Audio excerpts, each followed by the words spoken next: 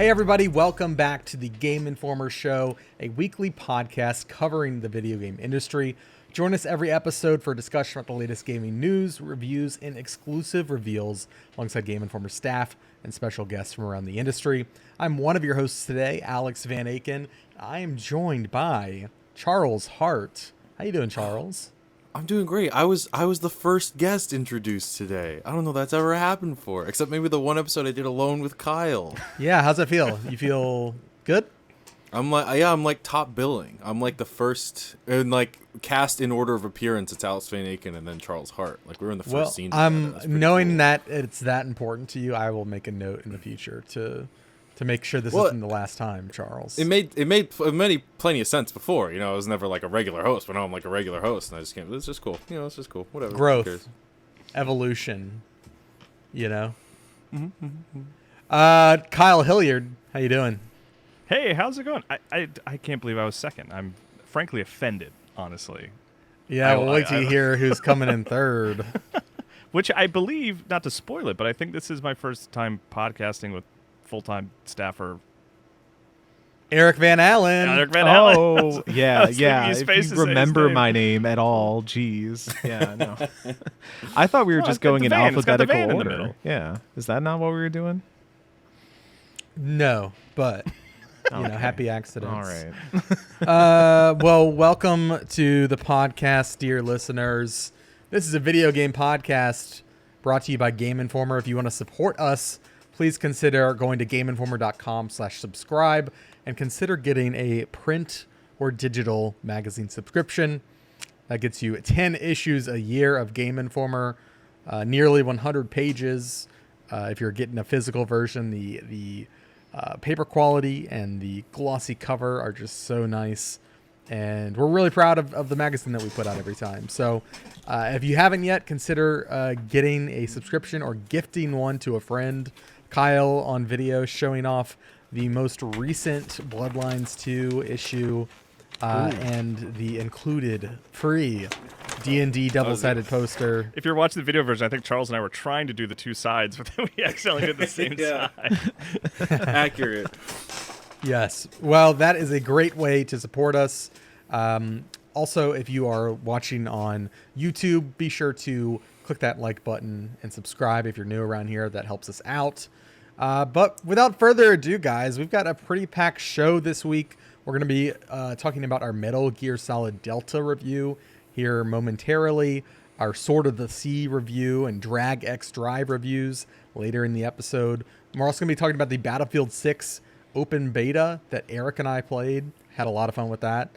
This Seat Taken is going to be covered by Charles, which is a really cool puzzle game that came out recently.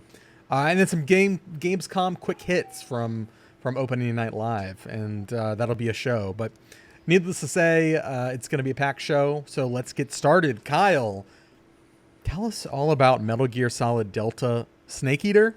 Did I get the title order right? Okay, great. Yeah, because I always want to throw a 3 in there or something. Metal Gear Solid. Yeah, they don't Delta. include the 3 officially. Which I think is like That's what Delta is. The idea is they just want new people to come into Metal Gear for the first time, and if they don't want them to scare them away with the 3, I think.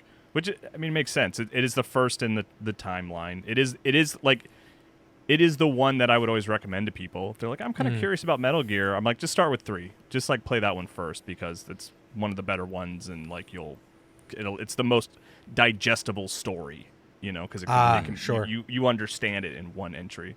But are you guys? I forget. Have you all played 3 or no? I have not. I've been waiting for this to come out. Okay. I played 1 and 2 last year, and I actually started 3, and I had the thought, I was like, I'm kind of sick of playing all these Metal. I just played 1 and 2 back to back, and I was like, I'm going to do something else, and this was an excuse to wait. But yeah. I've been looking forward to it because I want to see what happens. I watched my college roommate play 1 through 4.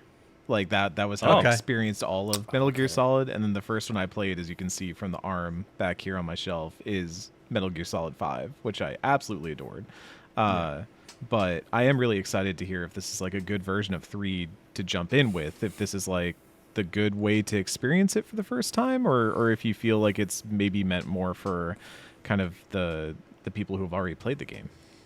No, I I think I'm curious what the broad public perception is, right? Which I haven't heard at the time of this recording. I think even the review will have gone live, and then the game comes out next week. If you're listening to this right when the podcast comes out, I think it is the best version of Metal Gear Solid 3, like pretty much, like without a doubt, because it looks amazing.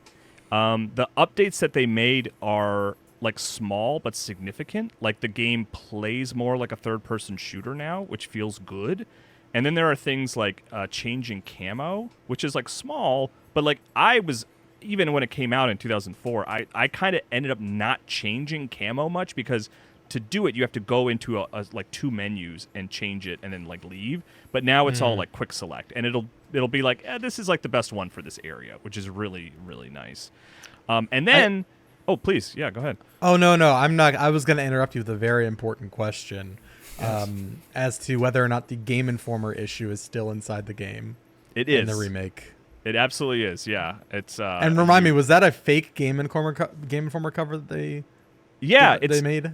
It's not a real Game Informer cover. It's like a fake Metal Gear Solid 3 Game Informer cover. And like you can shoot it and hit it and it'll flip over, it'll flip open, and it looks like a 2004 layout of Game Informer, which is very strange. That's crazy. And then on the back of the issue, because it's like random how it flips, on the back of the issue, there's like a weird picture of former Game Informer editor Matt Cotto that I worked with for many years, like eating bugs or something. It's really odd. It's weird. And I actually after seeing it was in the game, I went to talk with some of the old like Game Informer old timers about it, and I was like, do you guys remember like how this came to exist, or like what happened?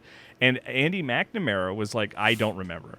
Just like I just like do not remember. I think maybe there was an email or something that said they were doing it, and Matt Cotto similarly was like, yeah, I don't have no. I think I remember taking a picture or something. And that's the extent of my reporting for how that came to exist. It's just this weird thing that if you don't know what we're talking about, in Metal Gear Solid 3, there are like a number of publications at the time are in the game.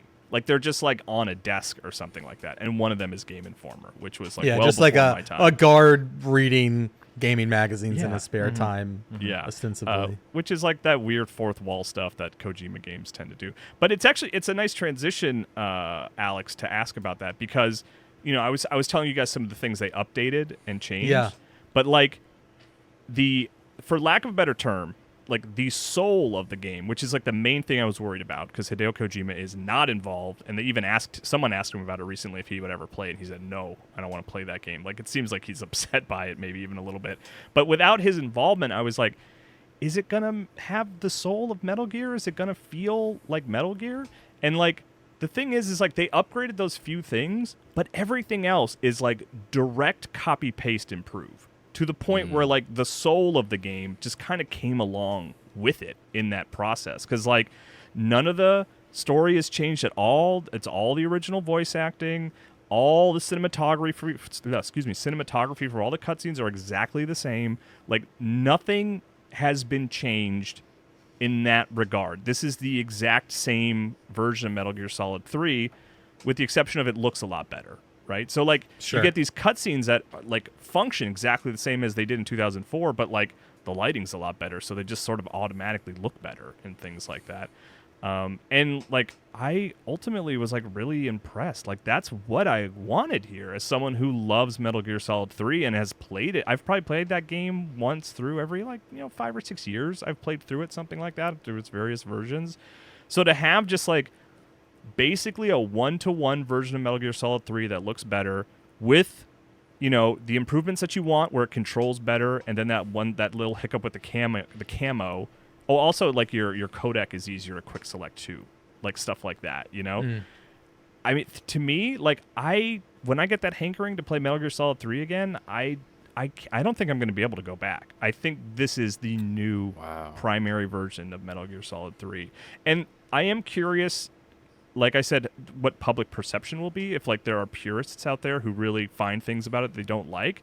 But from my perspective, having played through it, and then also started New Game Plus a little bit, and then like did all the Snake versus Monkey stuff in there, like it feels good. It feels like Metal Gear Solid 3. I was really happy with it. I gave it a 9 out of 10. And it is like, again, if you're that person who's like, I'm kind of curious about Metal Gear, maybe you played 5 and you're curious like what the history of the series was, like this is the one I will recommend moving forward. It's like play Metal Gear Solid Delta. This is like the best version of Metal Gear Solid 3 that will get you into that story very easily. And in terms of like 5, you can see a lot of the seeds that got planted and grew into the mechanics of 5, which is really fun too. So yeah, good game. I really liked Metal Gear Solid Delta a lot. I think they did a great job. Yeah, is there anything that you felt like they dropped the ball on, or things that didn't maybe age as well, despite kind of the remake process? I mean, I don't drop the ball. I don't think so, but there are definitely elements in the game that like don't age well. Like the writing, a lot of the writing feels like sort of cliched often, and like there's just stuff that like kind of doesn't really make sense that you just kind of have to wave off, which maybe I was like more forgiving of back in 2004 when I was just a stupid high school senior who didn't know any better.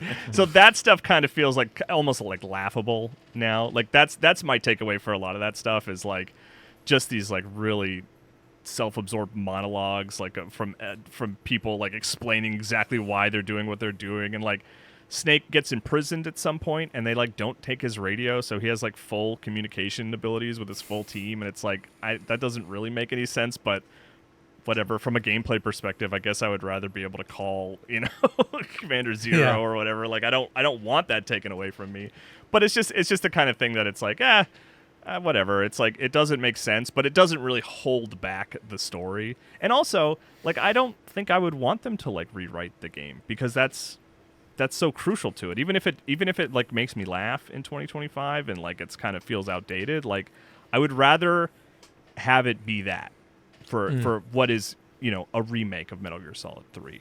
So I'm happy with it. But yeah, there's definitely stuff in there that is kind of laughable for sure. Well, moving on, unless you all have any questions for Kyle. I just want to say I'm excited. I'm very glad that is the case, because I also felt I don't know. I feel like everything.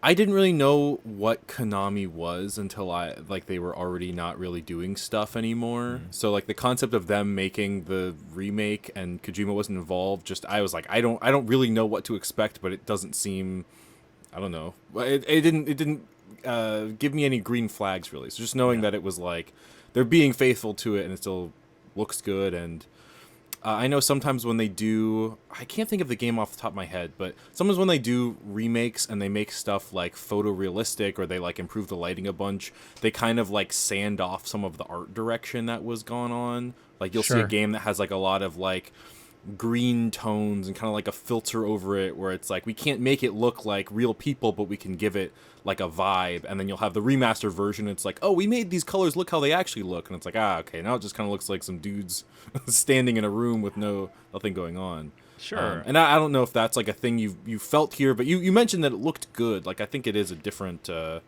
I'm curious if that is a thing you feel is true about this at all. I mean, there might be something there to that, because in my memory, like thinking back to the PlayStation 2 version, it does sort of just have like a green like sheen to it, Yeah.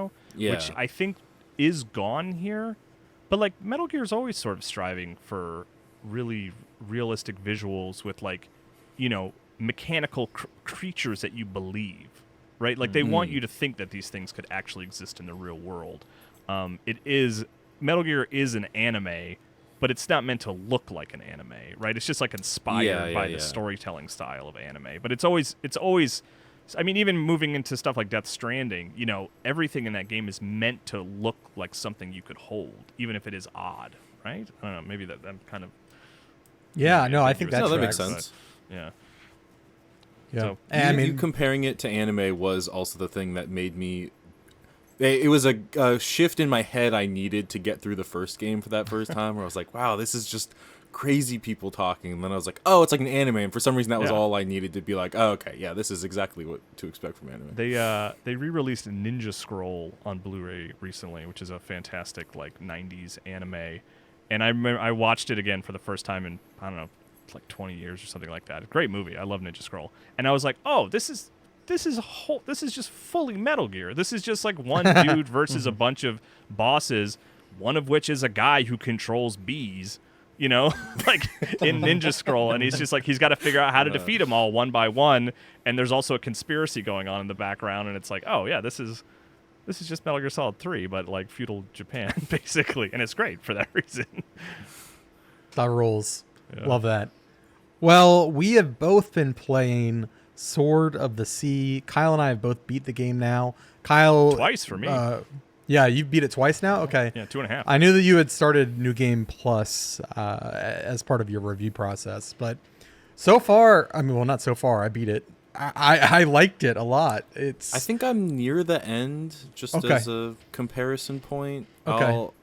I don't want to give it away as like a spoiler in the thing, but I can message you guys. But I think I'm like near that. I think I'm like an hour away or something. Charles, without you telling me or Alex anything about where you are in the game, I bet you're close to the end because it's not a very long game. Yeah, I didn't think so. I beat it in an hour and 59 minutes. Whoa, really? And then I got an achievement for beating crazy. it under 2 hours. And I was like, Jeez. I didn't think I was, I guess I'm just good at games. Yeah, I was like a professional gamer over here. That's why they employ me here. Which, by the way, I don't know how you feel, Alex, but not a complaint. For being short. Like I think it felt longer than 2 hours, honestly. Yeah. Like it's paced so well and it moves so quickly that it I think it is a good length. I like it for that reason. Yeah, I don't think I would have wanted it to be longer. Did you guys like unlock? I mean, I'll let you give like the introduction to the game, sure, before we get into all the details of it. But I do have questions for you. Okay, sure. Charles wants to know if we unlocked something. I unlocked, yes, and Charles. We did unlock several things throughout the game. But real quick, the Sword of the Sea, it's the third game from Giant Squid, which is a team comprised of members who worked on Journey back in 2012. And this game, Kyle says in his review, it's very much like it feels like a successor to Journey in its own right, and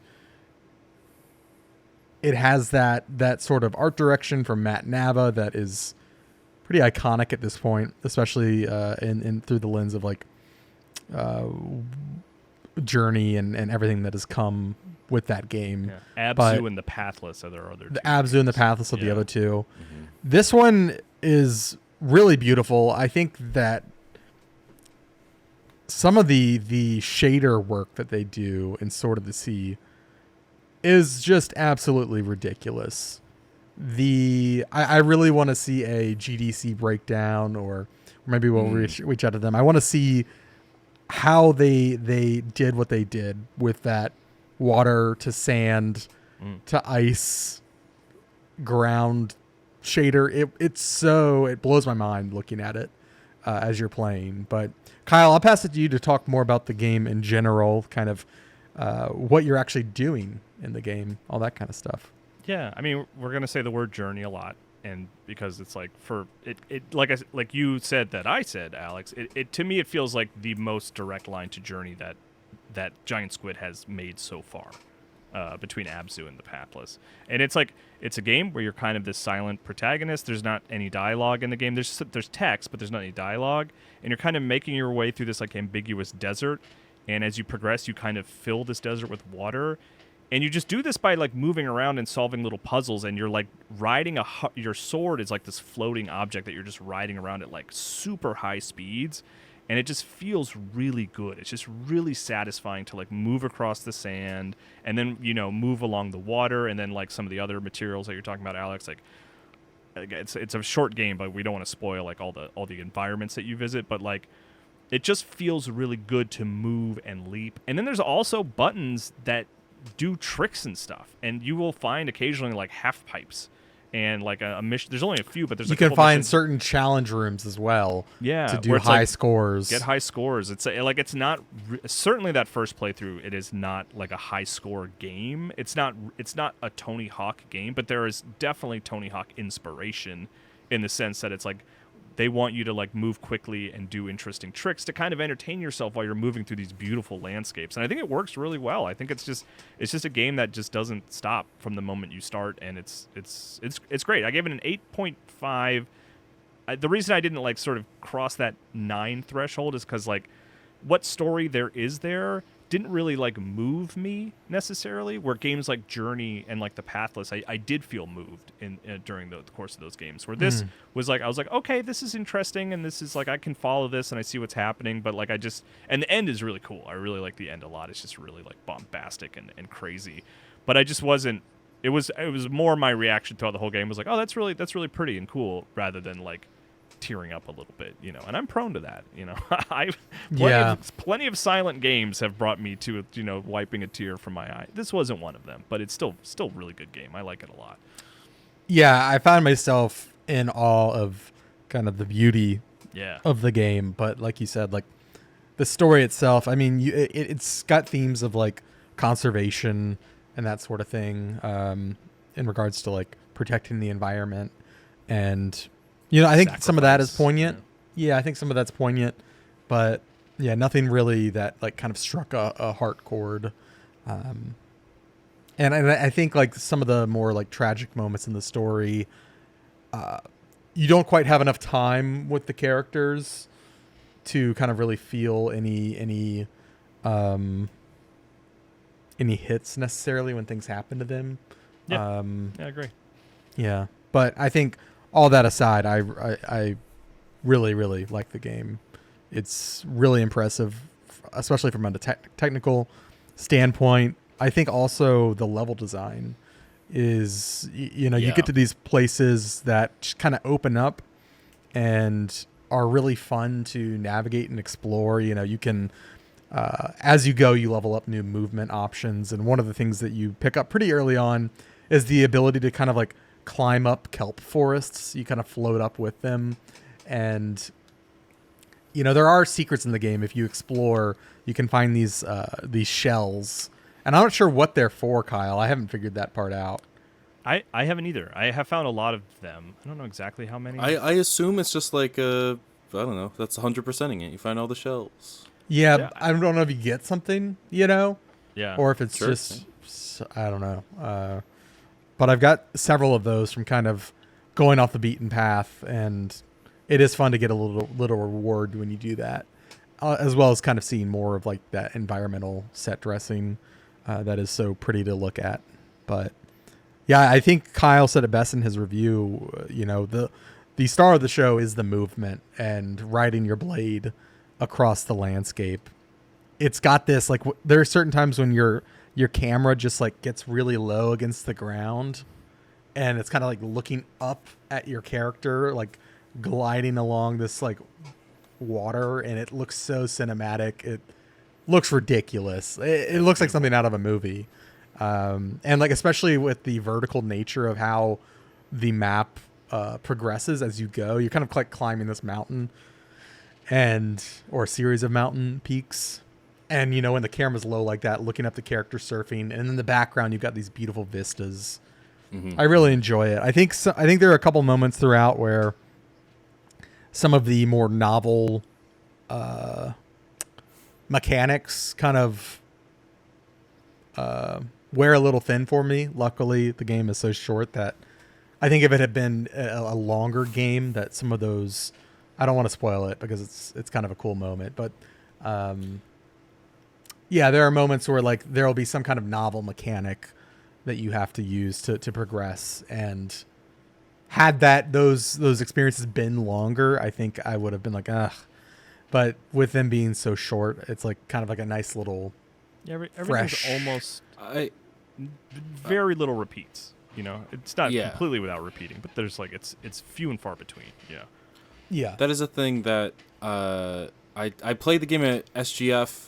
And then I turned around, and there was a guy like standing at the booth, and sometimes it's like the PR people, and he was like, "Hey, you like the game?" And I was like, "Yeah." And he was like, "Oh, great, thanks. We worked really hard on it." And I was like, "Wait a minute, you're Matt Nava." So then I just kind of had like an impromptu interview with him. I didn't know he was there. Nice. And I also interviewed Austin Wintory like a week or two before that for the magazine. So I like talked to them. But Austin's the composer, and one of the things that Matt said about Austin's composing, because I brought it up, is he's like, we don't ever want to play the same track of music twice. Like, it can loop in an area, we can have different stuff going on, but if you like leave and come back, I'd rather there's like no music than repeating it. Because it's a very like just the fact that Kyle keeps saying like it starts and then it just kind of goes until it stops, where it's like they want you to keep going in on the path and they're not like trying to, I don't know, it's a very like contained linear experience. And I was gonna say, just to I think I know what novel mechanics you're talking about, Alex. And I think I disagree. I think I like the length that they're there, and in general I kept finding the game where I'm like, it's just fun to just ride around on your sword board, and I'm like, man, I love jumping and I want to go up there, and every time there's a big hill it's like I'm gonna jump off of that, and then I get to a new area, it's like, hey, by the way, you can do a new thing now, and I'm like, new thing? What? How lucky are we get new things in this game? I would just ride on this sword forever and that'd be great. Yeah. Well, cool. Eric, are you gonna play this game? Are you a Giant Squid fan or not really? I do like this studio. I really enjoyed the Pathless when I played it. I don't think I finished it, but I did really enjoy what I played of it. This has been on my radar, but we are once again entering the fall zone of there are too many video games. There are just too many games. So actually, y'all saying that this is only a couple hours long, maybe 59, like moved it up the list for me because hour 59. Or sorry, hour 59. Minute 59, baby. Short. Hour 59. The Ramones of video games. It's. I think it's more doable in that sense if I know that it's going to be really impactful and also really contained. That's how you sell your game to me right now. Is not. Don't tell me about your 80-hour epics. There's no time for that. I think playing this game. Stuff to do. Playing this game, we've got I think Eric describes it as like the content goblin in your brain. I have a content goblin in my brain, and he demands that I make things. All the time. Yeah. I feel similarly about whenever I play a game, and I'm like, okay, how does this fit into Game of the Year at the end of the year? And I feel like I can't just enjoy games without being like, what kind of award would we give this? Like, is this like, what would this be in contention for, if anything?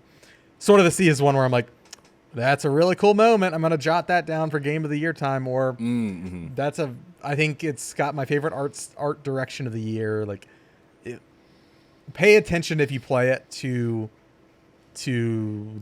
the environment art. I know it's a game that you're moved very quickly through, and so I think being intentional about stopping and smelling the roses is a very cool thing, and you can kind of see the detail that you might otherwise miss if you're kind of speeding along on your hover sword. I did want to say that I think I'm like 3.5 hours in and I haven't beaten it, and I was going to ask how much of the like little bits you're collecting, because a lot of my gameplay is like I stop and I go back. Once you've like made more water appear, you can go and you can get all the little bits in the area. So I spent a lot of time just like I did that backtracking and getting all of them. Maybe I didn't get as many as you. I mean, I've unlocked like all of the crucial. I think by the end, this would be a good way to measure how many bits I collected. I think the last thing I unlocked was for 2,000 bits. Okay, I'm almost. I think once I get to a guy, I'll have 2,000 bits where I am. Okay, and then I don't know if there's anything after that or what the thing is, but I kept getting to a place. I'm like, oh, I'm only 100 bits away. I bet I could go back and look under this rock or smash this pot or whatever. Yeah, that's fair. I mean, I think my perspective was like, these bits are going to be throughout the game, and I'm just going to continue to get them.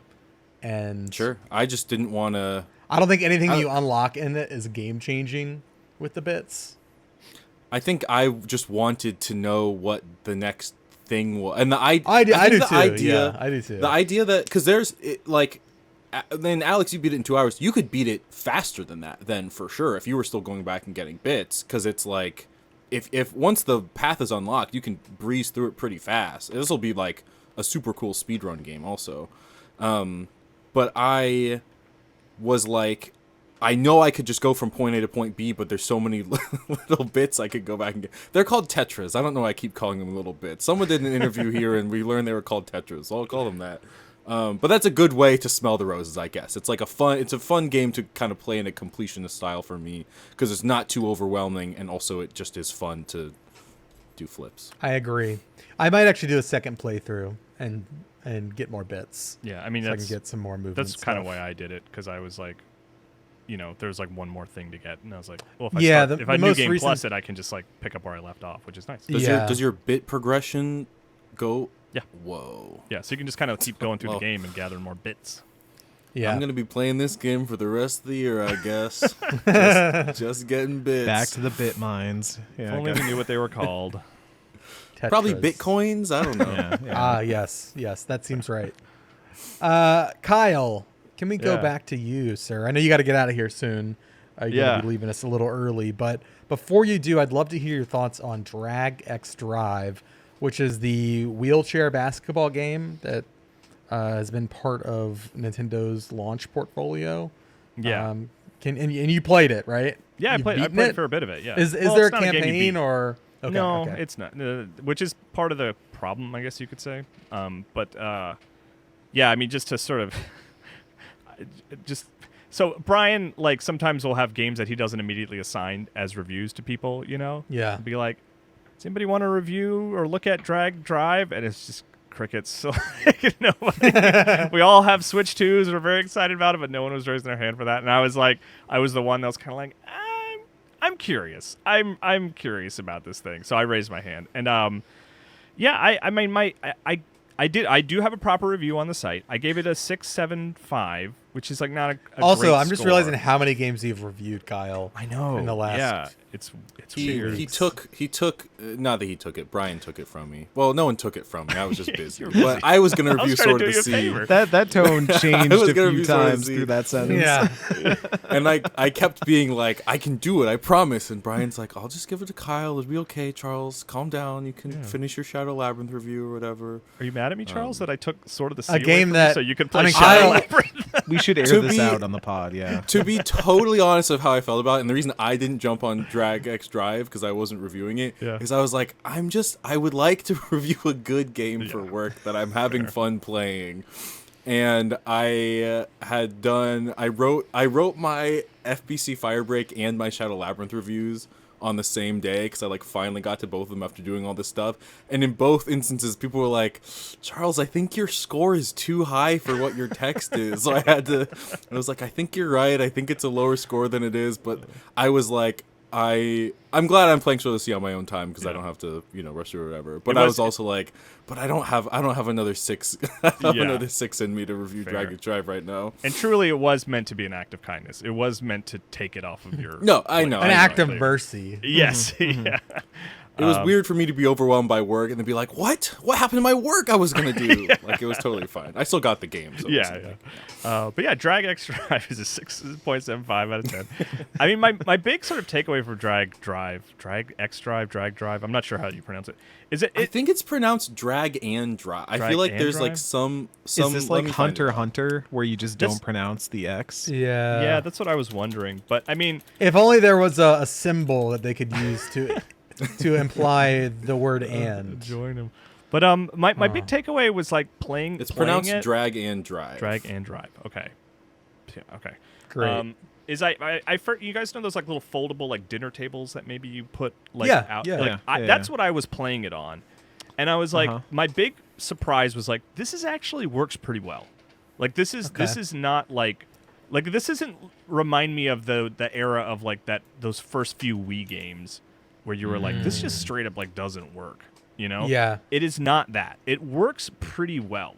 And it actually does give you nice options for like you can brake on your right wheel and do like a quick turn and stuff like that. So and then like the act of shooting the basketball actually is like just like you kind of lift it and like do like pantomime sort of shooting basketball, and it works pretty well. It's like a good reminder that motion controls have come So a you long were way. lifting off. You're pushing, lifting your hands Yeah, off. I mean you don't the have to you TV just dinner kinda- table. Well, like, I don't- It would be this motion, right? Like a forward to back and then a lift up, right? Yeah, like but if you just kind of like you maybe lift your hand like Oh wait, no, 6 it is. inches It's off. a forward motion. Yeah, yeah. I do have an Yeah. important question, Kyle. Yeah. Do you, when you're shooting a basketball, do you hold one hand still and push through with only one arm, or are you a person who pushes the ball upwards with both hands? at the Oh, same you mean time? like in real life?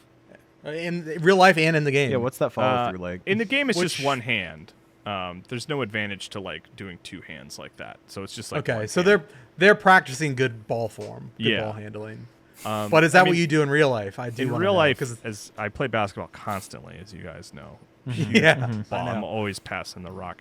You stay I don't know. balling. I go back and forth. If I'm really far away, I kind of thrust with both hands. But if I'm close, you know how it goes, right? Okay. Yeah, I Y'all just know the I just terms. want to make sure the person reviewing this game has proper basketball form in real life. That, Well, if that- Brian if that- asked who has ball knowledge and can Yeah. also review drag extra.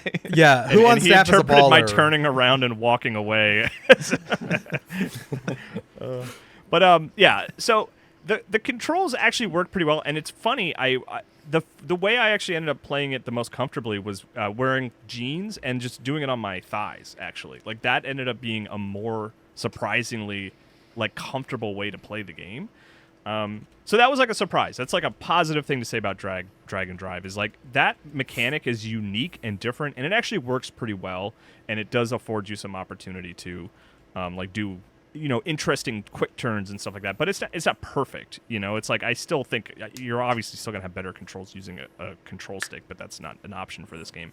But I mean, the big thing about it is like okay, that was the first hurdle. It's like, oh, the controls are weird, and they actually work, and there's nothing like this, But then like the second part of it was like, well, there's like one mode, which is like you hang around this area, and occasionally you get thrown into games, which is like that's interesting that you kind of can watch people play live games and stuff like that. But it's like it's a small is it area. similar to like 2K and how you can like 2K in my park? Really, probably. Kyle, you play 2K all the time, That's right? true. In I between always play games of 2K. pick Yeah, up you said you basketball ball and all the play time. 2K. Yeah, You're a that's my middle baller. name. Yeah. But which is like that's neat, but it's and there's not a lot to do in there, and between games sometimes they'll have a mode where like everyone who's in the lobby, like up to I think 12 people, will kind of be thrown into like one mini game where it's like everyone try to get to this rebound, or we'll have a race, and then you go back to just jumping into games, and there's just like the games are like fine. I didn't really feel incentivized to keep playing. There's not really much. There's like a few unlockables to customize your character, but not really. And like you kind of see everything the mini games have to offer in like 20 minutes because it's like some of it's like racing between cones or like doing tricks off like half pipes and stuff like that. And it was like ultimately I was just kind of like I didn't feel compelled to try to get better at the game because there was like not really a reason to. Like it was all functional, but it's just like there's just not anything there really to hook you in or keep you going. Especially if your reaction to the basketball is like, oh, this works okay. Like that's kind of was like the nicest thing I could say about it, And it's like, it's developed by Nintendo, and it's like a $20 game, which is kind of like says a lot about it. It's like Nintendo usually charges absolutely as much as they can for this kind, which I guess you could argue they did here. But it's just it's just kind of a shallow game with interesting controls, and I do give it credit for that. It's like, wow, there's nothing like this, and like you couldn't even port this to like PlayStation, like like it's just only really gonna work on Switch 2 ultimately. I mean, I guess maybe you could do it on PC if you had like motion control mice or something. I don't even know if that's a thing, but like so it's like, yeah, you know what? Kudos to that. Like you made something that really only works on Switch 2, and I admire it for that. But it's like beyond just playing for a little while, like you kind of get everything you're going to get out of it quickly. I would be shocked if I ever booted this up again, other than to maybe show someone. It's like, look at this weird thing, Yeah. So, yeah. Do you think it's like it has a place at like a gathering where a bunch of people are hanging out, and it's like, oh, there's this game we can all play together? Like it is a multiplayer game, but does it have like split screen local co-op or not co-op? No, because you need like one... both Joy-Cons and stuff. Like it's. I mean, it's. You know how like maybe you buy a new TV and a new console, and you're like, you buy a PlayStation 5, and you're like, let me show you like Death Stranding 2, so I can show up my TV. Like you can show that to a friend, and be like, doesn't this look amazing? Like that's kind of I think the height of Drag and Drive, where it's kind of like, look at this weird thing. That's weird, huh? Works pretty well, huh? All right, yeah, no, we can play Bonanza now. Like, that's kind of I think it'll have a weird legacy of being that, like we'll remember in a couple years, be like, oh yeah, Drag and Drive, that was a weird launch window title, Yeah. And can you remind me of what the headline of your review was? Because I thought it was funny. I did change it. Okay. Because that's originally it was my thumbs and wrist hurt. That's all it was. Which was like, I liked, and it was true. Like, it truly does hurt my thumbs and my wrist to play that game over a long period of time. And that text is like in the review. But I changed the headline to be just like, it was like functional but shallow. Just to kind of be more Sure, like yeah, explain exactly, like if all you read is the score and the headline, at least you kind of know what I'm talking about. Where it's like, even though it's like I like my wrist and thumbs hurt as like a funny headline, I just don't Is that because you're playing it so much because you love it? Is that because, yeah. I do like the idea of someone like posting a food critic posting a review of a new restaurant that just says my stomach My hurts. tummy and I'm hurts. nauseous." Yeah. My tummy hurts. Functional and I'm but screaming. shallow. That'd be a Hot dog. biting food review. Yeah. I was not hungry after I left this restaurant. That's like the nicest thing you can say about it. That's a good one. Yeah. But yeah, I Well, mean, I guess I cool. think some people looked at it as like this weird disaster kind of ahead of time. Like, what is this terrible thing? It's not that, but it's also just not like, it's not like a, it's never going to go on sale. So I wouldn't say like, hey, maybe check it out when it's on sale because it's a Nintendo game. But Yeah. it's fine. It's like south of fine, Well, cool. Kyle, you've got to go. You've got places to be, things to do. Thank you for Magazines to joining us read. on Magazines to Read and Proof. Thank you for joining us on the show this week. Of course, people can find you almost every week here on the Game Informer show, but in between, they can follow you on social media at Kyle Hilliard or at Kyle M. Hilliard, depending on the platform. Well, it's on Blue Sky, which is where I'm at primarily. I went through the trouble of getting the URL, so I'm KyleHilliard.com on Blue Sky now. Oh, cool. So official. So official. Welcome Still to the not custom verified, though. URL. What the hell? Me neither. Brian's We're the just not only as Game Informer editor that's been verified. I don't know what's I going know. on It there. means nothing anymore. The check mark means nothing Yeah, it doesn't. until I It's get just- one, and then it Yeah, means exactly. Then Yeah. we're proud of it. Yeah. For now, it's just a bunch of elites and their dumb check marks. Brian Shays of the world. Yeah, but once I get one, they'll be my peers who I adore. Well, I needed this to assure you that it is, in fact, me providing these terrible posts Yes. at 2 a.m. Yeah. Well, Kyle, we'll let you get out of here. Thanks for being with us today, and we'll talk to you next week. Yeah, thank you. Welcome back to the Game Informer show. We're going to dive into our thoughts on Battlefield 6. Eric and I played the open beta. I had a lot of fun. I'm not sure what Eric thought. It seemed like he was having fun with me while playing, but you never know. And then we're going to get into Is This Seat Taken by Charles, followed by some quick Gamescom highlights. Eric, let's talk about Battlefield, man. Where are you at with it? Let's talk about I believe it's the E key, which you can use to revive your teammates if they have fallen in battle. Now, this is a universal ability. I stress universal.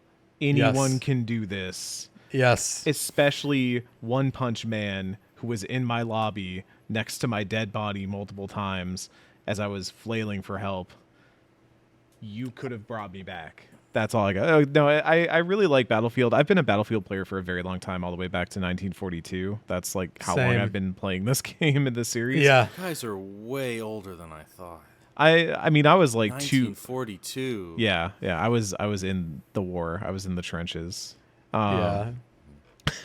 No, I was I not. apologize. I thought that joke would land way better than it did, and it did not. No. No, it's 'cause okay. you Eric can't- just decided to do a stolen valor joke to make Yeah. I can't try do to make it stolen better. valor on GI. That's not right. No, but I've been playing since Battlefield 1942. I loved Battlefield, that one, and Battlefield 2 a lot on the PC. Hell yeah. I kind of fell off around 3 and 4, and not because I didn't like them. I just wasn't playing them at the time. Sure. I have a feeling that was probably because I was playing a lot of COD at the time. 4 was a little overrated, I think. 3, all-timer. But I feel like everything post, let's say, 2142, or even post 3, the Battlefield series has been trying to navigate the seas of change in the modern gaming environment. I felt this especially with some of their returns to older wars, like Battlefield 5 and things like that, and Battlefield 2042, which was the most recent. Yes. And also Hardline. Does anyone remember Hardline? I played Hardline for a hot minute, and that was I didn't a play Hardline. bonkers That's the one. game. I think I've played every Battlefield but Hardline. they tried to implement this idea that you would arrest people in a Battlefield game. Crazy concept, even for the time. Yeah, that's what I enjoy doing in my team-based squad shooter is arresting people. I really like Battlefield as a concept. I think on paper maybe even more than Call of Duty, because I've always really liked the strategic layer. I love the meta layer stuff where you're kind of planning things out. My dad, actually, who also was the reason I got into Battlefield in the first place, loved playing Commander in Battlefield 2 on PC, where he would drop things in and coordinate with squad leaders, and he would be that dude on the mic being like, y'all go take here, I'm going to drop you some ammo here, we're bringing in artillery support over, we can take B after we push for this, tanks are coming in, and he was just on it like that. So all that being said, Battlefield 6 open beta feels like a solid Battlefield game, about as solid as you can make a Battlefield game nowadays. It definitely feels pulled in different directions by all that it has to be. And I stress that because if you look up the developer of this game, it's Battlefield Studios. What are Battlefield Studios? DICE, Criterion, Motive, Ripple Effect, multiple devs that came in from other EA studios to assist on this. This is all chips down version of Battlefield, and they've been saying as much at Electronic Arts, that there's just a lot of betting on Battlefield, this specific Battlefield, taking off and being the game that kind of springs this franchise back to life. And I think the effort to make it do that could ultimately be its undoing, because I think the more that this game focuses on being a good Battlefield game, it's got some really solid stuff there. I like what they're doing with the weapon loadouts. I don't love the UI, but I enjoy getting the guns, leveling up the guns, equipping them, all kind of the classic Battlefield things that you do. I love being able to freely swap between weapons on the different loadouts, so I can go in as a medic but still be running a DMR or running a carbine or running an LMG and not have to worry too much about, oh, I have to be a certain class, so that means I have to use a certain gun in the field. That's interesting. Let's put a pin in that. I'm going to come back to that later, but please keep going. But it's a lot of... I don't know if you felt this when we were trying to lobby up and play, but there's just so many menus. It's clear that the groundwork is laid here for them to try and push. Here are all the different map playlists that you can do, and here's the things that you can chase after. And it's this idea of how do I put this? It is the massive universe of content, not quite chasing Fortnite or Roblox in terms of how expansive it could be, because I don't think it could be that, but every shooter does kind of want some of that pie, right? Like they want that level of, we are larger than just playing a team-based shooter, because there's something attractive about being as big as Fortnite, right? There's something alluring about that, especially to people who like money. But I don't know if Battlefield can or should be that. I think Battlefield works best when it is Battlefield, and we're on a map, and we were playing, I think it was a Rush game the other night, and I'm not even a huge Rush fan. I'm mostly a Conquest fan. Me too, but me too. We were locking down a point, we were holding it. There was a part where you and I were kind of doing this infiltration, and we were moving from one point to another, and we were checking corners, and the squad was spawning in on us, and it felt like we were doing like a real push into enemy territory to like hold a location. And I was like, that's Battlefield to me. That is that moment of I all remember these that different exact systems. moment too. It felt I was cool. Like, it did. It felt very cool. And like the fact that like there was like a sniper pinning us down, and like, you know, you got shot, and I like tried to sneak around and shoot the sniper because I was playing a recon as well. That felt really cool to me. And I agree with a lot of your points. I think I don't know, did you, because I know we played the first day together, and then I played again in the closed weapon lobbies. Did you play any of that? I haven't tried the closed weapon lobbies. No. Okay. I liked that a lot. It was way more like classic Battlefield, where like your weapons are locked to your class. And I found that it felt less chaotic and more organized as a team. I think one of the things that recent battle, especially 2042, fell into is just feeling like chaos. And there is an element of chaos to Battlefield. Like that has always been part of the charm, you know, like, you know, the iconic video of like the dude jumping out of the jet rocketing, that all the viral clips, like that is born out of not Call of Duty, Battlefield's commitment to kind of cultivating those moments of chaos. But yeah, I think some recent releases have gone a little too far in that. And like, I think it just feels like two kids like playing with a bunch of army figures and just smashing them together, and less so a tactical multiplayer experience that I think a lot of us fell in love with Battlefield for, being strategic about which points we're going after. How's the balance on our team when it comes to, assault versus, recon or support or engineer. Yeah. And I felt like the closed matchmaking playlist kind of got me more in that area, and I was really enjoying it. So much so that I'm sad. I'm sad the beta is over now, because that would hit. That would hit. I could go for a little bit of that right now. Yeah. Yeah. I think my thing with it, and maybe the biggest, because I think ultimately I like having the open weapons personally, just because if I'm a medic and I'm on a big map, sometimes it's like, why do I have to use an annoying little carbine? At least give me like some level of weapon variation, fair. Especially on differing map sizes and things like that. I feel that addresses some of it. Are there always going to be people who roll in and they're like, I'm whatever class, but I also have a sniper rifle and I'm going to play like a sniper the whole time? Yeah, that's always going to happen. But I like at least that now when somebody plays recon and they're scoping, they like auto tag. I don't know if that was a 2042 edition or not. Or if the auto tag is one.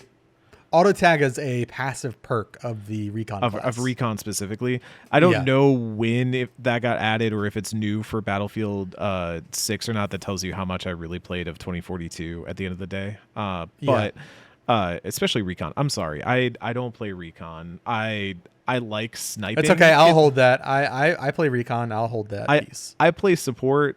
I like to fix up the tanks. I like to make sure that our armor's doing well, and I like to take out their armor if I can, because I'm all about that infantry vehicle interaction. But to that point, one thing that is already kind of a knock against the game for me is that I don't feel like the maps are super memorable. And even in 2042, a game which did get, I think rightly so, a lot of criticism, there were specific maps, specifically that rocket one, where there was a rocket that took off and stuff like that, that had big landmarks, noticeable points of contention, things that people would try and fight and vie over. It felt like there were important areas of the map that felt important to hold and that made a statement. And the maps that at least we played in the open beta did not really have that. They all just kind of felt like urban environments that had a lot of buildings. And I don't know if this is maybe just me not finding those particular maps remarkable, or if there's a lot of destruction in this game, a lot of level devolution and hitting stuff with a tank shell or an RPG and causing it to fracture. But by about 5 minutes into any match, most buildings are some form of, the side has been blown out. There's kind of little outcroppings and ledges you can get to with windowsills that might provide some cover for all of about 10 seconds before another grenade or rocket takes it out. And now it's just an open hole. It feels like you're kind of decaying the level into its base, like you're bonanzaing the level in real time. And that it actually makes some of those areas start to feel less identifiable and important to me if everything is destroyable. I know that might be controversial for the Battlefield fans, but I do feel like there's some level of, you need landmarks, you need places that have importance, that have a degree of rigidity to them. So then you have kind of a funnel effect of, let's say there's a map that has like a football stadium in the middle of it or something like that. That becomes like a really good landmark to base yourself around. Oh, hey, there's a tank. It's sweeping around the left side of the football stadium, something like that. Instead, you're kind of just going like, tank east? Question mark? I don't even know if that's east. Like, that's a tank over there, and you ping it, and that's about all you can really do. And I feel like that's going to affect that level of communication and interaction that normally happens. Yeah. But maybe people don't want that anymore either. That's maybe the other thing, is maybe people don't want to talk on video games anymore. They just want to like be in Discord with their friends and not participate with the broader group. Maybe that's where I am different. So who's to say? That's fair. I am taking a look right now on the website. They've announced a lot of, maybe not a lot of, but they've announced the slate of launch maps. The ones that we played that were available when we played were Siege of Cairo, Liberation Peak, and Empire State. Mm-hmm. I think out of those three, I only ever got matched into Liberation Peak or Siege of Cairo. I don't know if I got match made into Empire State. I don't remember it off the top of my head. No, I remember there was the Rush map specifically. I think stood out the most to me, and that was because of there was some interesting elevation that we were trying to hold on one of the points, and we were really locking it down, and it was creating these interesting funnel points and places where people could run in and cause damage, and so we'd have to watch all these different windows and doors and things like that, and it felt like we were really hunkering down in an area, and so that stood out. But I don't know that many of there was the one that was kind of just a conquest map that it felt like we were just going back and forth across on the entire time, and I never really remarked upon it. I do remember the mountains one that had a lot of mountains in it, and that had one kind of area in the middle that had some cool elevation, and so holding that spot became really important because it was super easy to defend because you have the elevation advantage, but get a tank rolling up there and infantry surging behind them, suddenly you can push in, and now you've got a really good foothold to advance your offensive across the rest of the map. I like using hand motions when I describe. Yeah. I looking at the other maps on that are slated, Operation Firestorm from Battlefield 3 is returning. Mm-hmm, mm-hmm. That's not the Battlefield 3 map I want them to bring back. I want them to bring back it's the one where you jump off at the edge and you have to skydive down. Yeah, I know. I think I remember what you're talking about. Yeah, maybe not. I also Caspian Border is also good. Very good one.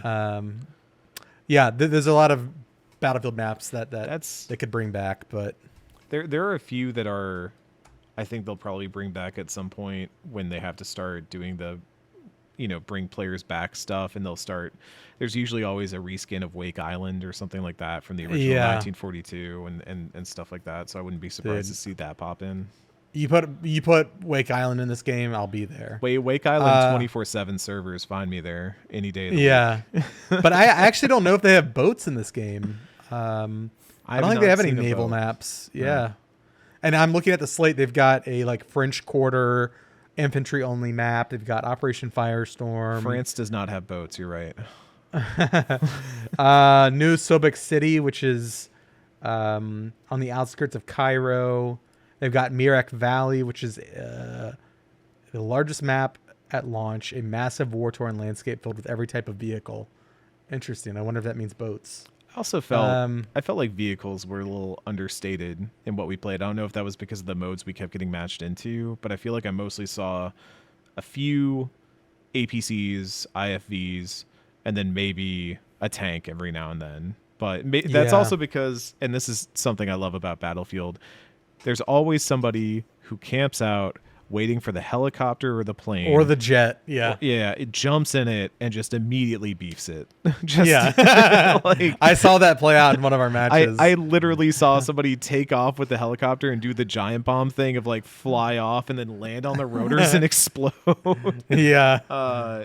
That's Battlefield to me. That's beautiful. Yeah. I am definitely going to play the full release. I'm looking forward to it. I think the big thing is where will this fall in the echelon of Battlefield? Kind of, will it be towards the top, middle, bottom? I kind of feel like somewhere in the middle is kind of what I'm feeling right now. It doesn't feel particularly standout. However, I am just excited to have a Battlefield that is, supported again. And I think the expansions they're making to Portal, which is their Godot powered the UGC stuff. UGC stuff, that could be interesting. And I think it's really cool that it's they're using Godot to make that. But Yeah, I don't know. We'll see how it all shakes out. Yeah, I feel like that, like you said, Eric, like they've been pretty public about this game. There's a lot riding on it, and right now I'm not seeing it. Like I'm going to probably enjoy it based on what I've played. If it's anything like what I played, I'll find a lot of enjoyment out of it. But I am very specifically somebody who will hop around from those various games and spend a couple weeks in them, and then I'm out. And I'm curious, like, how many people are like that, or if there are going to be people that this kind of gets its hooks in. Guess we'll see. Mm-hmm. But yeah, Battlefield 6 out October. Don't have the date on the top of my head. I can grab it real quick. It is October 10th. October 10th. Thank you. 10/10. Google AI served me a bunch of nonsense that I didn't want. So What? at the top of the feed. Well, That's out of character. That might also be double checking. Okay, no, that's real. That's real. For the first thing it gave me was a news story, but it was like a leak news story, and I was like, uh-oh. And I scrolled down, and there was the official Battlefield 6 account. So I was like, okay, good. Well, Charles, before we get to our Gamescom highlights, I want to toss it to you to talk about Is This Seat Taken? Yes. A game I've been looking forward to. It got announced, a few months ago? Probably 6 months ago? I have like that? no idea. I'll be honest. This just happens sometimes. Is you don't know every game that comes out in the job, and then you get an email of someone like, "Hey, here's a game that's out," and I was like, "Oh, that's cool." And sometimes, especially when it's like a smaller game, they're like, "Here's a game. Here's a code. If you want to check it out, go ahead and do it." And I usually just kind of scroll through those and mark them off as read. I'll reply to them sometimes, but you just have a lot of stuff going on, and any given day you got like a dozen emails of indie games that are trying to get attention, which I wish I could give attention to all of them instead of some other stuff, but I digress. This was one where I, like, from the email I was like, this seems cool, and then I downloaded it, and then it like shadow dropped, I want to say, at one of the Nintendo things. I don't know what it was. It shadow dropped one day. It was definitely featured on, I think, the most recent Nintendo Indie Showcase, if I remember correctly. Okay. Yeah. Because there was the Partner Direct and there's Indie World, but this is definitely more Indie World material. Oh, yeah. Anyways, I love this game. I'm planning on reviewing it. I don't know if I'll have it up by the time this episode goes up, but I'm hoping to get it up this week. But the gist of the game is that you are in various settings in which people can sit down or stand up, or it could be arranged certain ways, and you have a crowd of people that want to populate that area, and they all have little different preferences. So it'll start off, and it's just like, we're going on the bus, and Bob wants an aisle seat, and Tom wants a window seat. And it's like, okay, that's pretty easy. I can do that. Classic But then Tom. it's like, Bob wants an aisle seat, Tom wants a window seat, but Tom hasn't showered, and Bob hates bad smells. So it's like, okay, now you got to spread them apart a This little sounds further. like some good game design. I like this. Mm-hmm. And the farther you get, the more the more varied and specific it gets. So like, you'll have a later bus level where it's like, blah blah blah. Martha gets motion sick at the back of the bus, or Johnny wants someone to talk to, and so you need to sit him next to someone else that wants to talk to someone. But then when they're talking, they create a field of noise, and someone who wants to sleep can't sit near them. And so I'm just very impressed by the best puzzle games to me are I like it when a game gets more complex, and that's where the challenge comes from, rather than just like making really, really intense versions of the same thing. Because there's a version of this where it's only aisle and window seats and bad smelling people or whatever, and there's like one solution to every single one. And instead I like that it's like there's boat levels where you've got seats on the edge and then seats in the middle, and that kind of plays around with like who's adjacent to who. But some people don't want to get in the water, some people need sunscreen, some people have sunscreen. There's a classroom level where the teacher wants everyone to focus, and some people will talk if they're next to each other, so you have to be really strategic about all of it.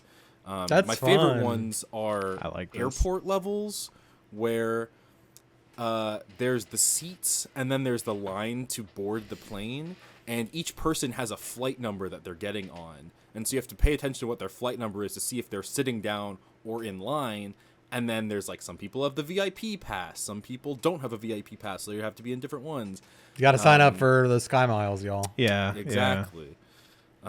There's some people where it's like, this guy's watching a movie really loudly on his phone, and this guy wants to sleep, so don't put him next to that. But then also it'll be like, this guy really wants to watch a movie on someone else's phone, so you have to put them next to them. So it's the criteria that they make and the conditions in which they're met.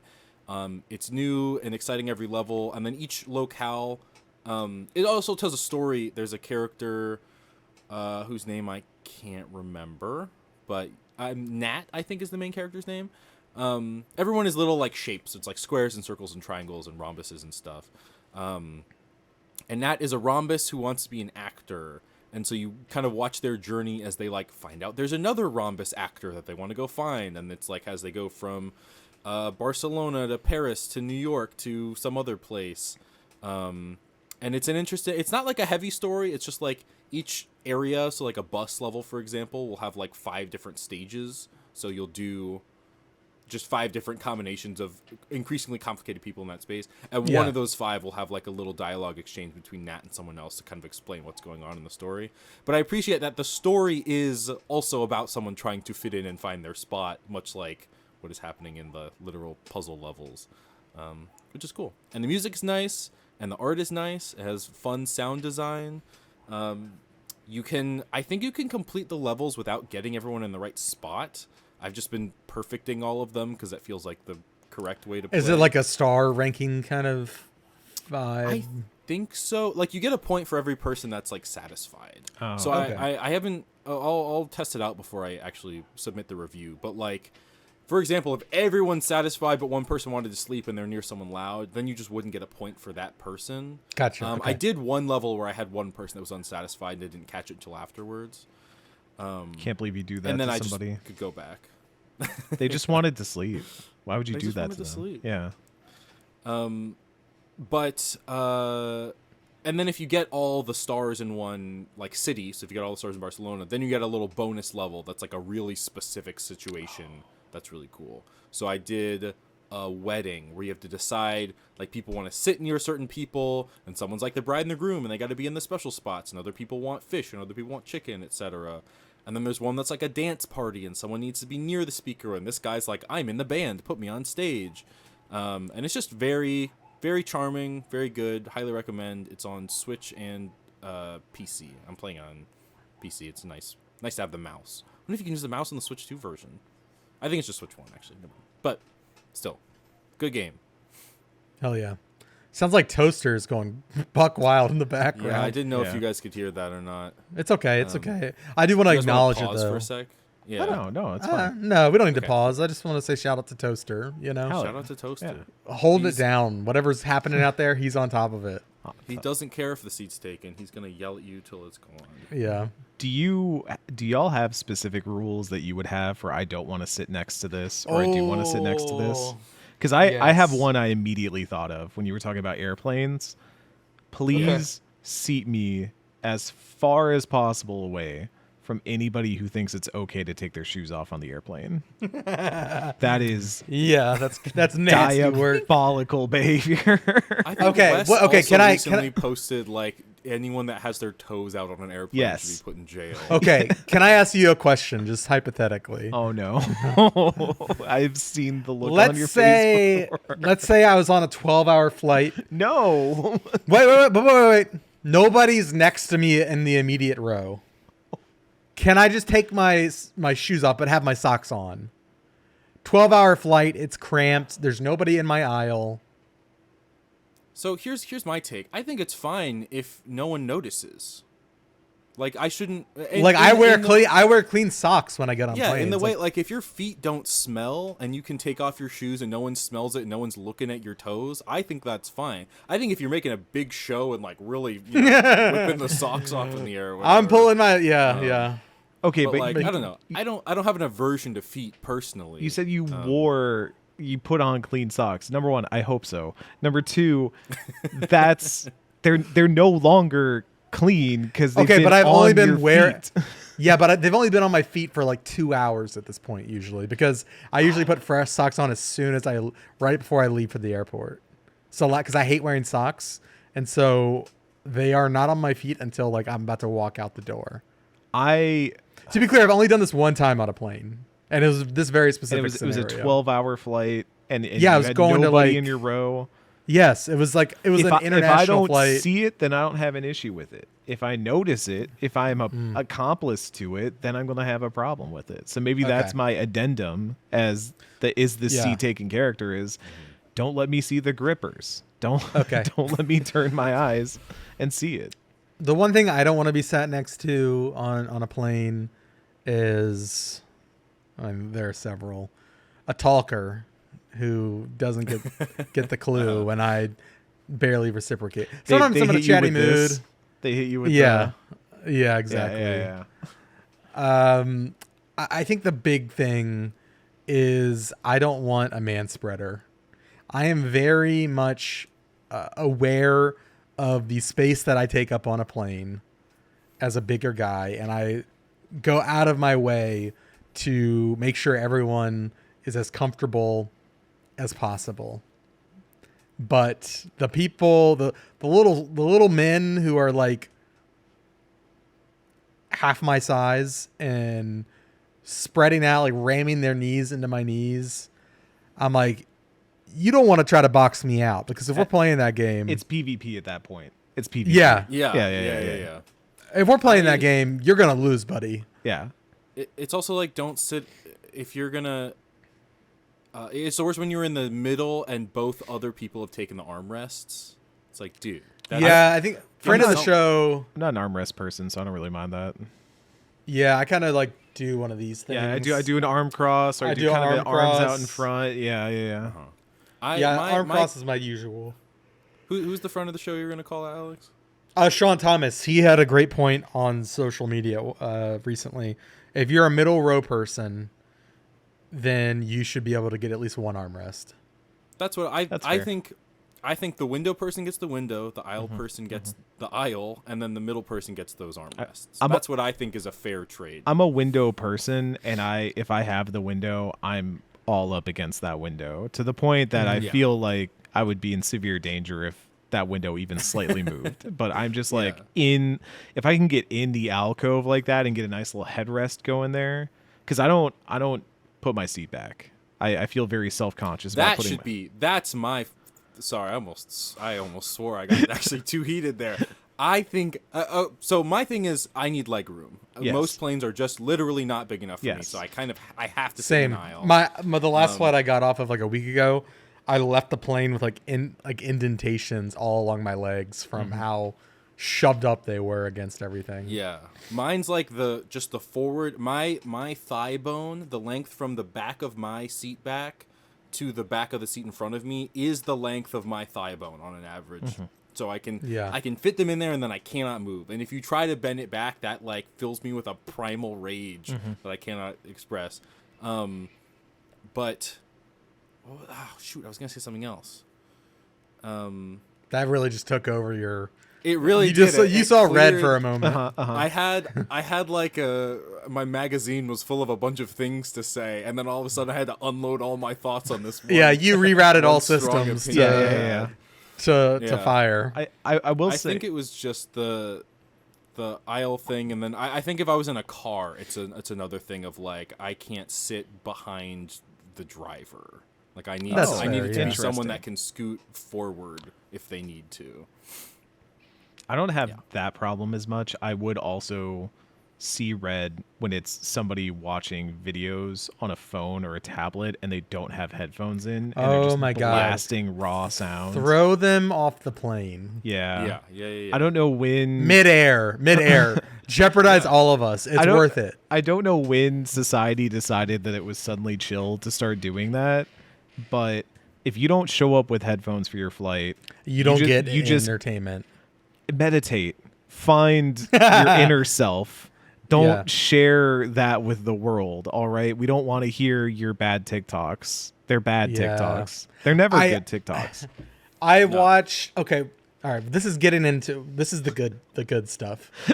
On my recent trip, which was a nightmare trip, it's the worst trip I ever went on. Because I had to travel with Matt Miller, you know. Yeah. And he's just such a hard guy to get along with. He was putting his seat back on you. He was taking his shoes off. Yeah. So have you seen the movie Anora?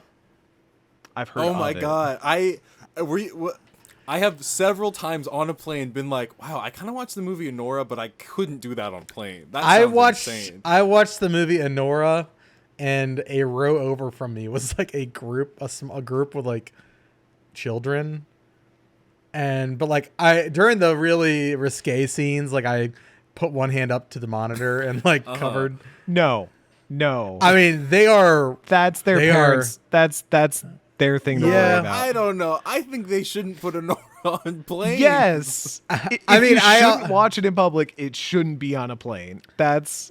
Yeah, and listen. I had the seat open next to me, so I moved over as far as I could away from them to watch it. And then that's better. Yeah. And then in the particularly gruesome scenes.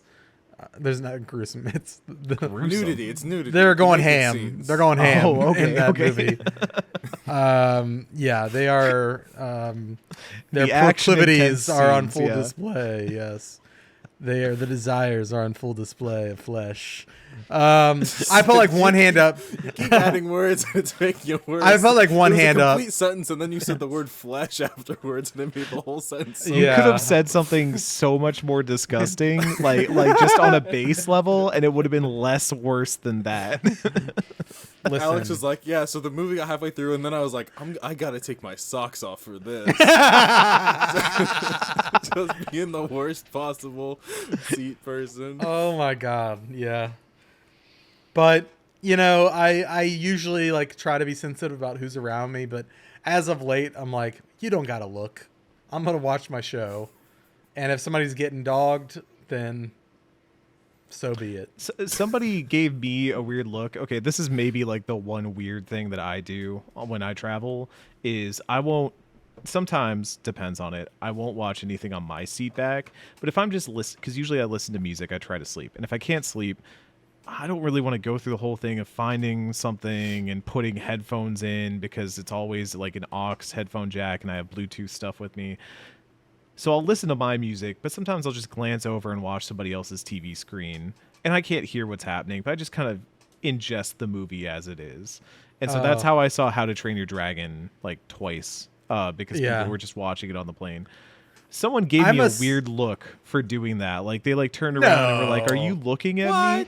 And I was like, "No, but like explaining it is kind of hard. Like I was watching your screen. Like if there is somebody in front of me playing a movie and there are subtitles on, there have been times, multiple occasions, I've watched entire movies. Yes, just reading subtitles on the screen in front of me. Yeah, and I'm like, I'm glad I didn't see that because I wouldn't have want to watch that, but I've just like kind of read my way through this movie. I saw half of like a really bad horror movie that way. I think they were stuck on top of a tower or something, and they were gonna fall off. Or I don't remember what it was, but it was bad. Oh, Barbarian? No. That's a basement, isn't it? That's a basement. Well, there's a water tower in it too. I wasn't sure. No, the whole thing is like they climb up a tower and then the ladder breaks and then they're stuck up there. I don't know. That was the farthest I got with it. You know it's really funny. Another anecdote. I'm sorry, we've gone so far off the tracks. It's okay though. Miller on that trip, I sat behind him. I forgot this on our trip back home. One of our trips back home. He put on Anora, but I was behind him, and I had already watched Anora. You were like, "Yeah," and I was like, I want to see how he reacts when like the scenes come up because he's got a person next to him, and he's like, if you don't know Miller, he's like very, very polite person, and like Miller. I feel like was born a boss of someone. Like, he feels like he's just always. He was the boss baby. Yeah, but like he's very considerate of other people. And I was like taking bets and turning. I was like, is Miller going to turn this thing off? Is he going to keep going? What's he doing? Yeah. And to his credit, he just had some like very uncomfortable shifts.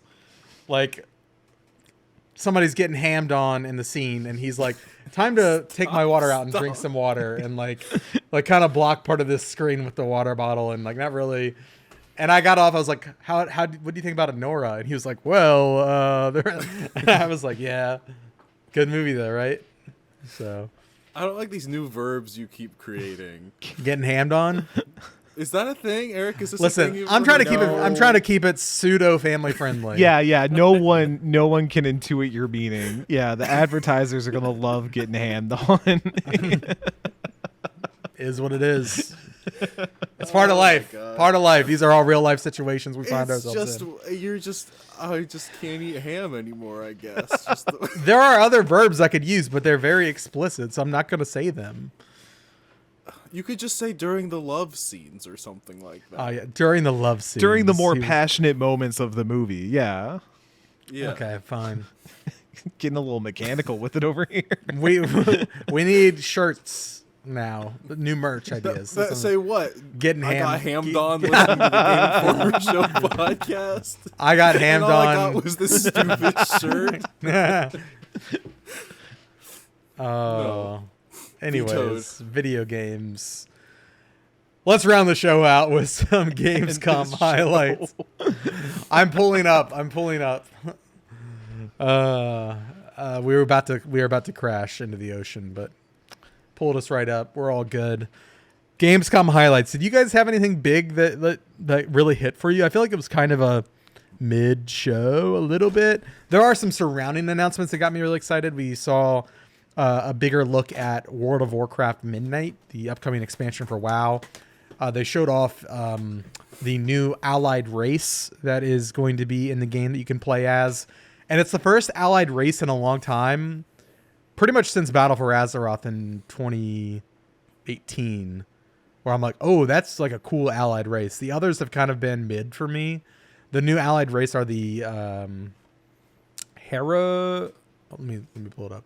The Heraneer. I'm gonna double check real quick because it's a funky pronunciation. But yeah, they're like these creatures that they were introduced in the War Within, which was the last expansion, and the Heraneer. I was correct. And they are a group of secluded hunters who you encounter in this upcoming expansion. And the place that they're from, they don't actually build their architecture, they grow everything. And so like they've got these like really cool fungal towers and moss bridges and like these really, it sounds like a really cool idea for a little society of new people in WoW. So I'm excited to kind of get that going. They showed off more player housing and the new zones. I feel like there's 3 new raids dropping at launch, I think, and 8 new dungeons. It seems like a pretty beefy update that'll be coming sometime in 2026. So that's probably my personal highlight. What about you, Charles? I've got the full trilogy here. Oh my God. Lego Batman 1, Lego Batman 2 DC Superheroes, and Lego Batman 3 Beyond Gotham. I'm the Lego Game Informer guy. I don't know if you've ever read my artist profile, my author profile on GameInformer.com, but it is 90% just me talking about Lego Star Wars. I'm gonna read it right now for the audience. Yeah, please do. I'm pulling up your staff, GameInformer.com/staff, if you ever need to go and find people. Ever since receiving Lego Star Wars as a Christmas present in 2005, Charles has been an avid gamer. Since then, he's had the chance to play lots of other games, like Lego Star Wars 2, Lego Star Wars The Complete Saga, Lego Star Wars 3 The Clone Wars, and even Lego Star Wars The Skywalker Saga. He also loves RPGs, rhythm games. Yeah, the rest of it's not important. Anything with a great story. We're almost done. Now, Charles is thrilled to be part of the Game Informer team, where he writes, podcasts, and edits video. He currently lives in Ohio. Wow, doxing yourself, Charles. With his partner, their dog, and their 2 cats. There you It's go. a good bio. Thank you. Anyways, Lego Star Wars, it was my first video game. I really like all the Lego games. And Lego Batman, I had it on the DS, and there was like a console version, and I don't think it was on the Wii, but it was on like PlayStation 2, and I have a PlayStation 2, and I would go to my friends that had Lego Batman for the PlayStation 2, and I'm like, you gotta let me in. This seems like the coolest thing in the whole world. For some reason, I thought it was so cool that in the console versions of the games, you could tilt the stick and walk before you ran. Because I played Lego Star Wars on PC and I only had the arrow key and you could only run. And I was like, one day I'll unlock the walking. Anyways, just a lot of nostalgia for me. I really liked the Skywalker saga. And they kind of like, Lego was like, they were churning them out for a few years there. Like it was like one a year for a while. And then they started really ramping it up. And then there was an era where I was like way too old to be playing them. And I fell off. For I don't know, I was a senior in high school or whatever, but they had like Lego Incredibles and like I don't know, just a bunch of Lego games that weren't really on my radar at all. The last one I played was Lego Marvel Superheroes. The first one? 2015, yeah. Okay, yeah, I love that one also. The one I really connected with as a kid, it was the original Lego Star Wars, but then my brother and I played so much Lego Batman 2. And not for like any particular reason. We would just both spawn in. It had an open world Gotham City, and we would just like make up games to play in open world Gotham City. Like we would play tag and hide and seek, and we had one game where I would play as the Flash and he would play as Mr. Freeze, he would play as Captain Cold, or I guess he played Mr. Freeze. Whatever the case is, he would try to freeze me when I would run super fast, and for some reason we thought that was like peak game design, was this game that the two of us came up with. There's a game that I just like have unnecessary nostalgia for because of the situations around the game I created with my brother. But there was a big gap, and then they did the Skywalker saga, which was like really reinvented the formula and made it like palatable to play as an adult. And there's like character classes, and I feel like there's like you can level up in that game. I don't know, it was just like way more in depth than the series had ever been, and now this feels like kind of what they're doing with Lego Batman. And it's Lego Batman. I would play the hell out of a Lego Batman right about now. That feels like a hit. Yeah. I played Lego Horizon Adventures, and I didn't think the writing was good, and it was kind of a little insufferable for me. And it's a different studio also. Like post like 2020 or so, there's been a lot of other studios that are getting the Lego license to do other things. I think TT Games, I don't know if they had like an exclusive license for a while or what the deal was, but you'll like Lego Horizon was not TT Games. What's that other one? Builders? Am I making that up? Builders Journey. Yeah, that's not TT Games. Those are really good. The Lego puzzle games are awesome. No shade to them. Just different series. Sure. Yeah. And so this is like, they did Skywalker Saga, kind of off the radar for a bit. Now they're coming back. They're doing Lego Batman. It's got scenes from like the movies and stuff. They always did their own Lego Batman stories, and now it's like, looks like we're playing stuff that's in the Dark Knight trilogy, in the Batman 2022. They have the explosive gel from the Arkham games. And I don't know like what playable characters there are, because it used to be a thing in the Lego games where it's like, we have 150 Batman characters, and it goes from Batman and Robin in a scuba suit, and Robin in a different scuba suit, and Nightwing's with no hair, and then it's also like Condiment King or whatever. Like they really milk it. And this one, as far as I know, there's like 5 playable characters that they've announced so far, and I'm curious if it's gonna like expand or if they're gonna keep it like more focused. But this is the most nostalgic type of game that could exist for me, and I'm just really excited to see. Yeah, and to be clear, it's called Lego Batman Legacy of the Dark Knight. Yes. Which I think, including the Dark Knight, I know it includes like some scenes from those movies, the Nolan verse. It's kind of unclear how exactly they're incorporated. Yeah, there is some kind of incorporation though. Also, Eric. open world Gotham again, which is exciting. That is exciting. Get my brother to play hide and seek with me. Yeah, you can play Mr. Freeze in college. Mr. Freeze and the Flash. There we go. Eric, any highlights from you for the show? 2 honorable mentions first. I always love the Monster Hunter crossovers with Final Fantasy 14, especially what 14 ends up getting. So I'm very much looking forward to that content. It looked like Zoshiva is going to be the raid monster. I believe Rathalos was the previous one from Monster Hunter World, maybe World Iceborne, but you could get a really cool mount and do some really cool fights that incorporate some cool mechanics. I've never played the inverse of that, where they put Final Fantasy monsters into Monster Hunter, but I have like kind of an endgame Monster Hunter Wilds character, and it looks like Omega is the one that's going into Monster Hunter Wilds. For those who play Final Fantasy 14 at home, you know that Omega is sick. It's cool as hell. So for those who don't, what's Omega? Omega is like a super weapon. It's basically like one of the most powerful weapons in all of Final Fantasy, next to Alexander and things like that. The idea of this is a construct meant to just be the ultimate weapon, and the Metal Gear. Yeah, you know what? Not that far off. Yeah.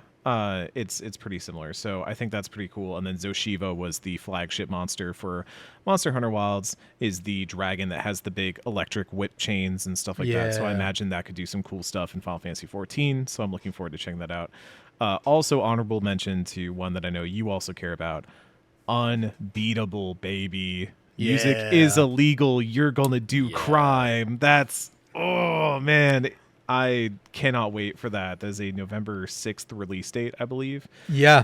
And also, I just want to say shout out to them, like being one of the few game developers headquartered in Virginia, I believe, which That's is awesome. a rarity in my home state. So I feel like a cool sense of pride. Like, I believe they're based out of Alexandria last time I checked, but yeah, I'm excited for that game regardless.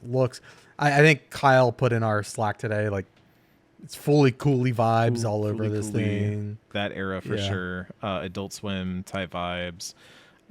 Some throwback. Just everything about the music too. The music sounds incredible.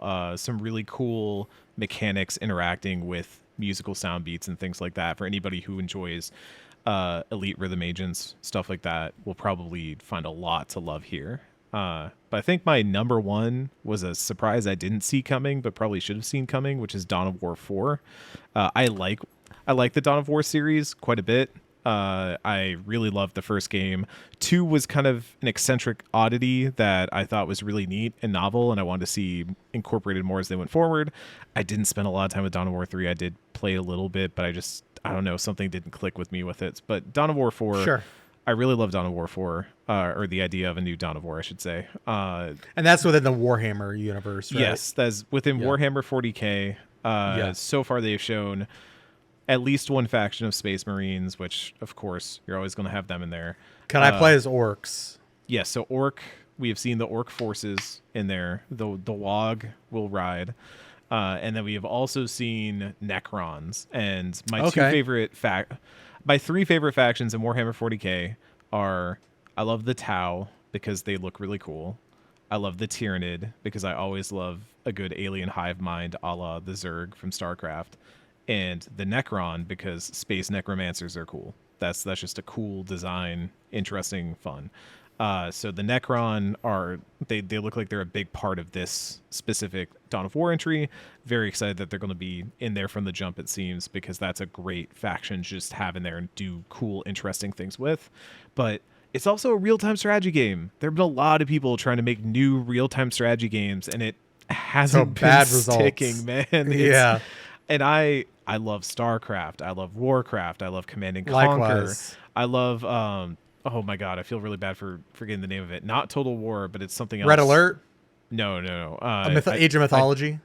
Age of Mythology, also very good. It's the one that is it Planetary Annihilation, where you have the giant walking robot and you build bases around it and stuff like that. That one's an old one, but a good one. I've loved real-time strategy games for as long as I've been playing games, and it bums me out that we haven't had a good one to really grasp onto in a while. I don't know. I like that this one seems to just be going for, you're going to do cool stuff. You're going to smash units together. You're going to have a good time, because competitive, going for the esports scene, I think you can lose your way there. I think if you just make a really good strategy game, it's going to be a good time. So Dawn of War, I'm hopeful. We should play that together, assuming there's some multiplayer. I love RTS multiplayer. I would love to play some Dawn of War. Yeah. And I will only play orcs. But that's okay. I support that for you. I will. Thank you. I don't know who I'll play. If Tyranids are in it, I'll probably play Tyranids. Hell yeah. Well, cool. I think that's gonna do it for the show this week. You know, I guess we're gonna get more Hollow Knight news finally later, set for August 21st. So by the time this podcast is live, Hollow Knight news will have happened. So yes. So I hope it's worth it. Congratulations What's slash the worst apologies. thing they could announce? Other than it getting canceled. A crossover with Rivals of Aether. They're adding more content and it's getting delayed further because they're putting more content into it. That'd be the funniest thing. Actually, no, yeah. We find out now it's Silksong Part 1 and Part 2. Oh, That's good. I would love. No shade to Silksong. Rivals of Aether, by the way. It's a cool game. But Why was that your worst? I don't know. Like if it's a crossover with a game, Rivals of Aether, they do indie crossovers quite a bit. You're saying if that's what it is instead of Silksong coming out. Yeah, if it's like okay. I was like, why didn't you say Fortnite then? Why weren't you just because like... I play Fortnite and I would love to play the Hollow Knight characters. But yeah, so it should be an eventful weekend. Stay safe out there, with all these game announcements coming flying past you. It can get pretty unsafe out there, so be careful. Yeah, they can really ham on you, Yeah. Get hammed on, yeah. Yeah. And if you're flying on a plane this weekend, keep your socks on for the love of God. Not everybody has. And don't watch Anora. Don't watch Nora on the plane if you're flying this weekend. Bring a cardboard box. If you watched Evo, they had those cardboard boxes to hide the fight sticks. Get one of those to hide your view of the monitor. I'm actually flying again in later this week, so maybe I'll watch Nora just for the hell of it, just to crazy. exercise my free will. You Put on turn to the person Anora, next to you, make and be eye like, contact. Yeah. Getting hammed on. Follow the crew here this week on social media. You can follow Charles at ChuckDuck365. You can follow Eric at CMoosey, and you can follow me at It's Van Aken. Again, please consider picking up a Game Informer subscription.